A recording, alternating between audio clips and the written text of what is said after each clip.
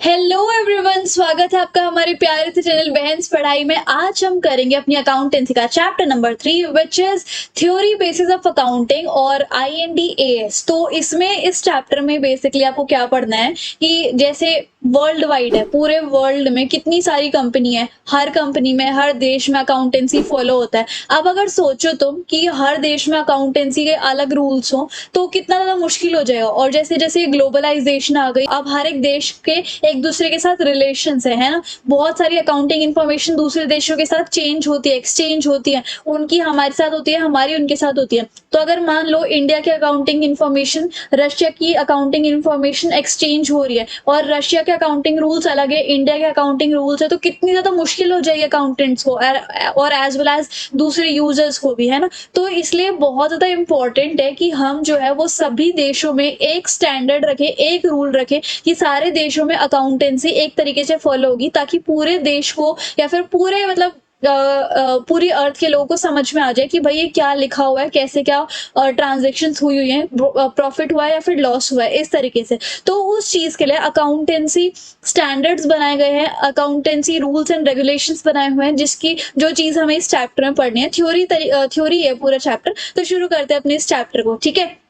Video को starting से लेकर एंड तक देखना, क्योंकि मैं कम टाइम में पूरा डिटेल में आपको समझाने वाली हूँ इस चैप्टर को। और ना 2022 और 23 का हल्का सा सिलेबस चेंज हो गया है, तो इसलिए जितना मैंने हाईलाइट किया है ना सिर्फ आप उतना ही पढ़ना। ओके, तो let's begin our chapter without any देरी। ओके, तो इस फर्स्ट पेज पे, अच्छा मैं ना TS गरेवाल फॉलो कर रही हूँ, आपके पास DK गोयल है, NCERT या फिर कोई और बुक है किसी भी पब्लिशर की, तो कोई दिक्कत वाली बात नहीं है। मोस्टली सभी बुक्स में सेम कंटेंट है ना। तो सबसे पहले हम बात कर लेते हैं कि अकाउंटिंग प्रिंसिपल या फिर GAAP कंसेप्ट क्या होता है। यहाँ पर लिखा हुआ है ना, तो जो अकाउंटिंग प्रिंसिपल्स होते हैं, उसके कंसेप्ट होते हैं, उसके रूल्स एंड रेगुलेशंस होते हैं, उनको हम GAAP बोलते हैं। मतलब अकाउंटिंग प्रिंसिपल्स को हम ये भी बोलते हैं। और GAAP की फुल फॉर्म क्या है, वो है जनरली एक्सेप्टेड अकाउंटिंग प्रिंसिपल। इतना समझ में आया? अभी अकाउंटिंग प्रिंसिपल या फिर GAAP क्या है, ये कुछ बेसिक रूल्स है। जैसे मैंने अभी आपको बताया था ना कि कुछ बेसिक रूल्स होते हैं जो कि अकाउंट्स के पैरामीटर्स, उसकी लिमिट्स, उसके कंस्ट्रेंट्स बताते हैं एक अकाउंटिंग ऑपरेशन में, है ना। These principles are the theory base of accounting. ये मोस्टली थ्योरी बेसिस है। जैसे हर चीज में मोस्टली कुछ भी चीज प्रैक्टिकल करने से पहले उसकी थ्योरी तो लिखी रहती है ना, उसकी लिखित भाषा लिखी रहती है, उसके रूल्स होते हैं। आप हमारे देश इंडिया में ही लगा लो, कोई भी संविधान को मानने से पहले उसकी एक लिखित बनाई जाती है, उसकी रिटन फॉर्म, उसकी थ्योरी बनाई जाती है, तब किसी भी चीज को प्रैक्टिस किया जाता है। तो यही जो GAAP है और अकाउंटिंग स्टैंडर्ड्स है, वो एक थ्योरी बेस है अकाउंटिंग के, है ना।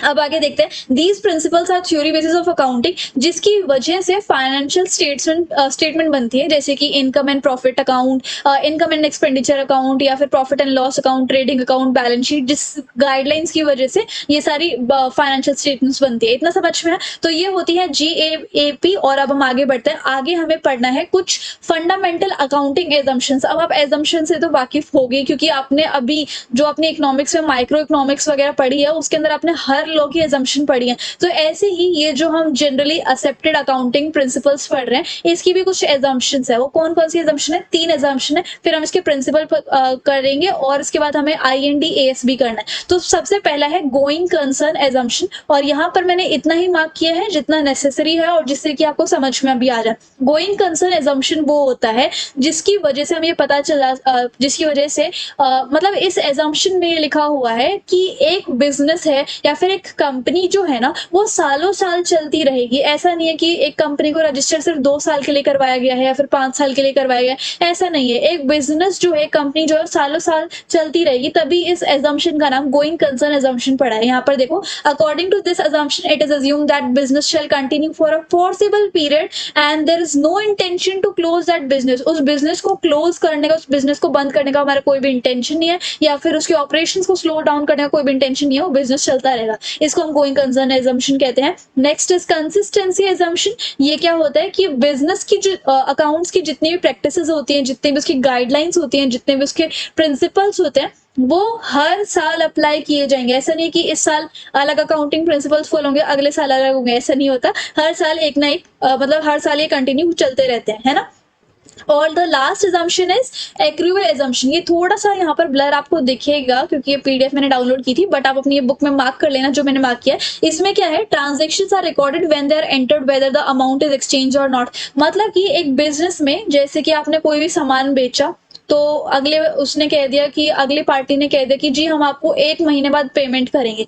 तो ऐसा नहीं है कि जब आपके हाथ में पेमेंट आ जाएगी अगले महीने तभी आप अपने अकाउंट में लिखोगे कि इस दिन हमें पेमेंट मिल गई है, ऐसा नहीं होता। जिस दिन आपका सौदा हुआ है, जिस दिन आपका सामान बिका है, उसी दिन आपको अपने अकाउंट में लिखना पड़ेगा कि इस दिन हमारा सामान बिका हुआ है, लेकिन वो क्रेडिट पे बिका हुआ है, उधार पे बिका हुआ है, ठीक है।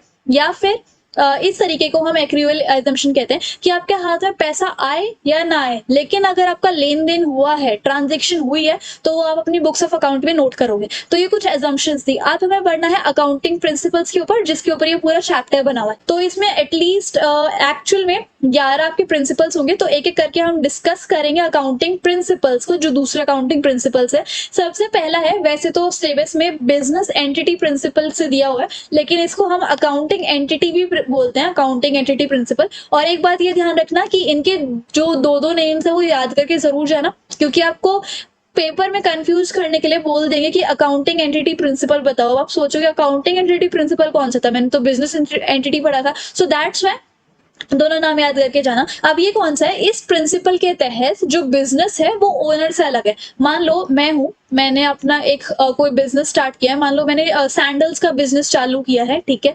तो मैं अलग हूं अपने बिजनेस से, मेरा बिजनेस सैंडल का अलग है, मैं अलग हूं, तो हम दोनों चीजें जो है वो अलग अलग है। तो ये होता है बिजनेस एंटिटी प्रिंसिपल, कि जो ओनर है बिजनेस का वो अलग होता है और बिजनेस जो है वो अलग होता है। So that is business entity principle. Okay, अच्छा अब आगे देखते हैं मनी मेजरमेंट प्रिंसिपल। अब यहाँ पे क्या होता है, transaction events that are measured in money terms are recorded.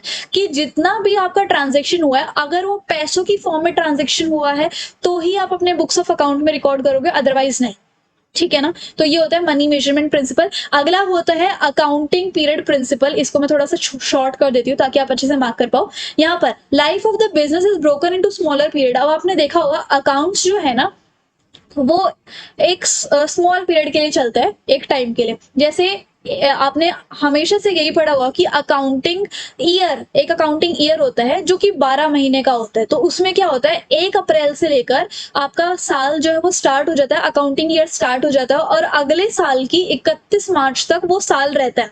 तो वो 1 साल का अकाउंटिंग पीरियड हो जाता है। उसके बाद नेक्स्ट साल की 1 अप्रैल से आपका नेक्स्ट अकाउंटिंग ईयर स्टार्ट हो जाता है। तो यहाँ पर वही लिखा है कि बिजनेस की जो लाइफ होती है, किसी भी बिजनेस की जो लाइफ होती है, उसको 12 महीने की पीरियड में बांटा जाता है, जिसको हम अकाउंटिंग पीरियड कहते हैं। इतना समझ में आया, तो ये होता है।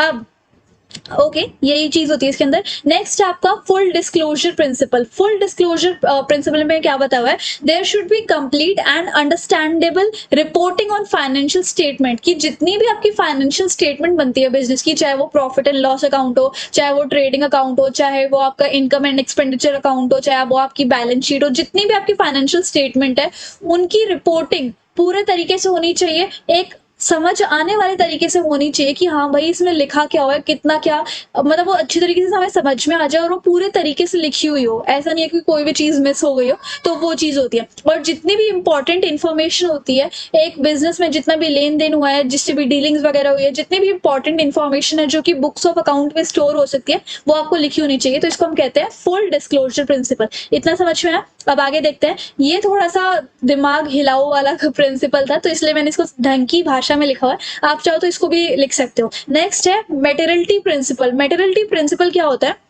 इसका ये पर्पस होता है to make sure that financial information, कोई ऐसी फाइनेंशियल इंफॉर्मेशन, मान लो किसी भी कंपनी की फाइनेंशियल इंफॉर्मेशन है, बैलेंस शीट की फॉर्म में है, चाहे income and profit, income and expenditure में, ट्रेडिंग अकाउंट है, प्रॉफिट एंड पीएनएल अकाउंट है, तो जो भी उस कंपनी की फाइनेंशियल इंफॉर्मेशन है, उस इंफॉर्मेशन को देके कोई भी इन्वेस्टर है वो अपना डिसीजन बदल ले। ठीक है, इन्वेस्टर जो है, मान लो जैसे अब कोई भी कंपनी है, वो थर्ड पार्टी की तरफ तो जाती है कि हमारे अंदर फंडिंग लगाओ, हमारी कंपनी फंडिंग लगाओ, हमारी कंपनी को पैसा दो, हमारी कंपनी को शेयर्स दो, ऐसी चीजें होती है ना एक बिजनेस में। तो अकाउंट्स की फाइनेंशियल इंफॉर्मेशन देके एक इन्वेस्टर जो है अपना डिसीजन बदल लेता है, उस चीज को हम क्या कहते हैं, मेटेरियलिटी प्रिंसिपल। समझ में आ गया। तो ये इसका पर्पस होता है।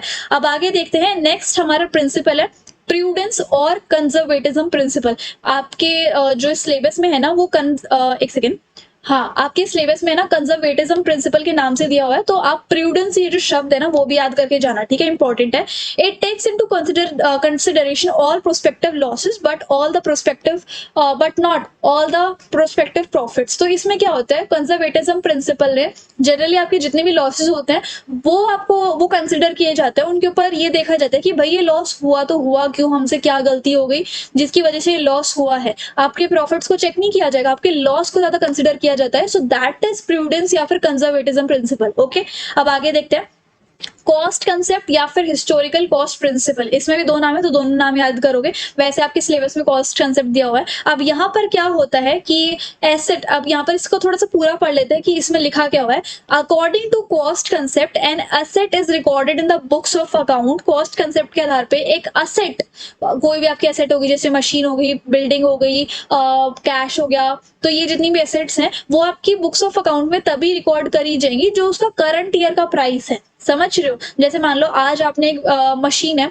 18 लाख की, वो आपने खरीद ली उस मशीन को, तो आपने अपनी बुक्स ऑफ अकाउंट में ये लिखा कि वो इस साल में इस डेट को एक मशीन आई थी जो कि 18 लाख की थी। लेकिन अगले साल तो उस मशीन की वैल्यू घट जाएगी ना, क्योंकि अगले साल तो क्या पता उससे भी हाई फाई मशीन आ जाए, तो पुरानी टेक्नोलॉजी की मशीन तो उसकी वैल्यू तो घट जाएगी ना। लेकिन आपकी बुक ऑफ अकाउंट में उसी वही रेट लिखा रहेगा कि ये 18 लाख की आई थी। ये नहीं लिखा हो जाएगा अकाउंट में कि इस साल उस मशीन की इतनी कीमत घट गई, इस साल उस मशीन की इतनी कीमत घट गई, ऐसा नहीं होता। तो कॉस्ट कंसेप्ट यही होता है कि अकाउंट्स में जितने की चीज आई होती है वो लिखी जाती है, उसकी साल दर साल कितनी कीमत घटी वो अकाउंट्स में नहीं लिखी जाती। ये चीज इसमें बताई हुई है, ठीक है।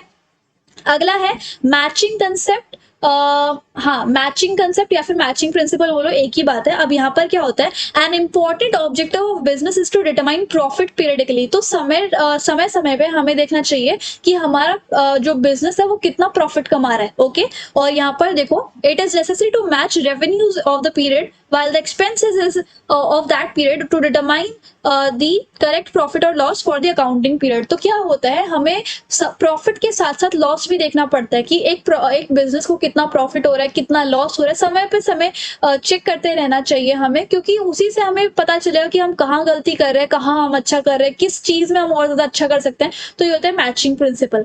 नेक्स्ट है ड्यूअल एस्पेक्ट या फिर ड्यूअलिटी प्रिंसिपल। इसमें क्या होता है, जैसे कि ये आप हर चैप्टर में देखोगे कि आपके अकाउंट्स में ना दो चीजें होती हैं, एक होता है डेबिट और एक होता है क्रेडिट। ठीक है, आपके अकाउंट्स में दो चीजें होती है, एक होता है डेबिट और एक होता है क्रेडिट। तो इसलिए हम अकाउंट्स को ड्यूअल एस्पेक्ट बोलते हैं। ड्यूअल मतलब दो चीजें, ड्यूअल एस्पेक्ट बोलते हैं, ठीक है। जैसे मान लो आपकी कोई भी ट्रांजेक्शन हुई है बिजनेस में, तो आपने लिख दिया कि ये डेबिट है और ये क्रेडिट है।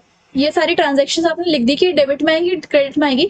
और ये होना इंपॉर्टेंट है कि लास्ट में डेबिट का भी बैलेंस एक ही है, क्रेडिट का भी बैलेंस एक ही है, मतलब डेबिट साइड इक्वल होनी चाहिए हमेशा क्रेडिट साइड के। तो ये होता है ड्यूअल एस्पेक्ट। और यहाँ पर कुछ आपको फॉर्मूलाज भी बताए हुए हैं, बट इन फॉर्मूलाज का हमारा इतना यूज नहीं है। ये अभी हम चैप्टर नंबर 5 में देखेंगे कौन सा फॉर्मूला हमारे यूज का है। हमारे यूज का वो फॉर्मूला होता है capital is equal to asset minus liabilities.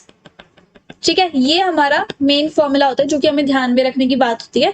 और यहाँ पर भी वही घुमा फिरा के लिखा हुआ है। ओके, अब आगे हम आते हैं रेवेन्यू रिकॉग्निशन कंसेप्ट। इसमें देखो क्या क्या हमें पढ़ना है, ये पूरा पैराग्राफ हमें पढ़ना पड़ेगा ताकि हमें थोड़ा और अच्छे से समझ में आ जाए।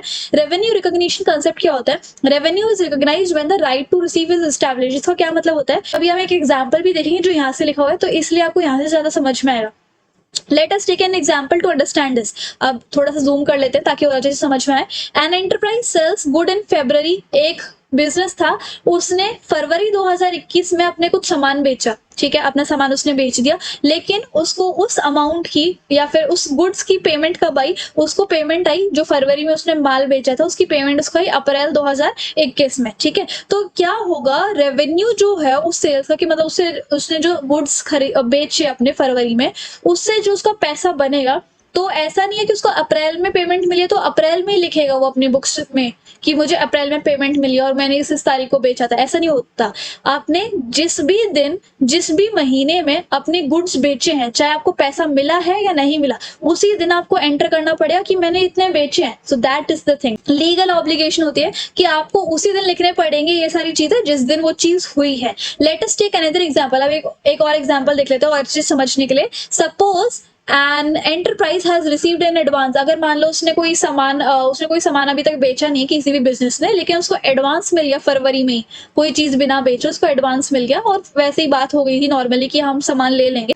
अच्छा, तो उसने सेल्स करी मई में, अपना उसने जो सामान है वो बेचा मई में, लेकिन उसको मई की जो उसने सामान बेचा उसको फरवरी में ही उसकी पेमेंट मिल गई थी, एडवांस मिल गया था। तो रेवेन्यू शेल बी रिकॉग्नाइज्ड इन मई, तो आपको वो रेवेन्यू जो है मई में मानना पड़ेगा, मई 2021 में। क्यों? क्योंकि आपकी बिक्री मई में ही हुई है, आपने बेचा जो अपना सामान है वो मई में ही बेचा है ना। Upon sales have been made, क्योंकि आपकी सेल्स जो है वो मई में ही हुई है, लेकिन ये लीगल ऑब्लिगेशन है कि आप जो है वो पेमेंट फरवरी में ना लेके मई में ही लो, जब आपका सामान बिक जाए तभी आप पेमेंट लो। एडवांस में इतना ज्यादा एडवांस लेने में थोड़ी इलीगल चीजें हो जाती हैं, ठीक है। तो ये सब चीजें यहाँ पे लिखी हुई है। अगला एंड लास्ट हमारा प्रिंसिपल है वेरीफाइबल ऑब्जेक्टिव कॉन्सेप्ट। इसमें क्या होता है, transaction is recorded on the basis of evidence. इसमें क्या होता है, कोई भी ट्रांजैक्शन है, कोई भी पैसे का लेन देन है, वो तभी आपके अकाउंट में लिखा जाएगा जब आपके पास कोई स्लिप हो, कोई वाउचर हो। जैसे कि आप किसी सामान से किसी दुकान पे जाके कुछ प्लास्टिक का या फिर कुछ हार्डवेयर का सामान लेके आए हो,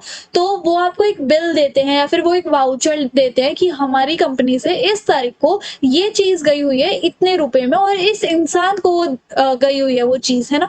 तो अब अगर कल को वो कोई भी इंसान है वो आ जाए कि हमने इस तारीख को आपसे कुछ कुछ सामान लिया हुआ था, तो कंपनी कैसे बिलीव करेगी कि आपने वो सामान हमसे लिया भी है या नहीं।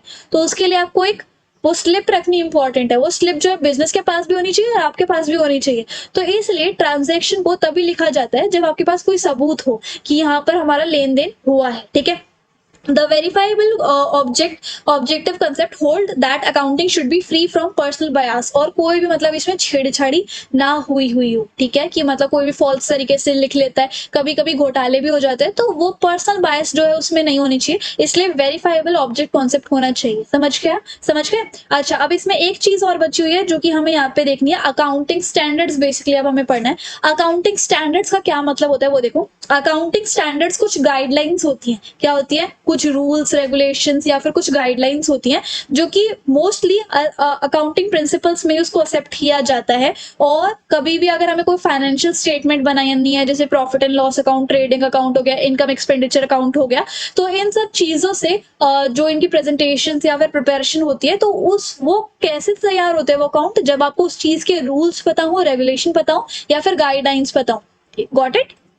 दे are accountancy rules and procedure relating to, अगर आप कुछ भी मेजरमेंट करनी हो, कुछ भी चीज रिकॉग्नाइज करनी हो, कोई भी चीज का treatment, presentation, disclosure of accounting transaction करना हो फाइनेंशियल स्टेटमेंट में, तो वो सब चीजें आपको अकाउंटिंग स्टैंडर्ड बताना है कि आप कैसे कैसे चलना है, अकाउंट्स में क्या क्या रूल्स होते हैं, वो सब चीजें आपको पता होनी चाहिए। और ये सारे जो अकाउंटिंग प्रिंसिपल्स या फिर स्टैंडर्ड्स होते हैं या गाइडलाइंस होते हैं, वो कौन रेगुलेट करता है, कौन देखता है, कौन इशू करता है? Council of institute of chartered accountancy of India, ICAI। ये काउंसिल ऑफ ICAI इशू करते हैं इन गाइडलाइंस को, अकाउंटिंग स्टैंडर्ड्स जिसको हम बोलते हैं। तो ये अकाउंटिंग स्टैंडर्ड्स होता है।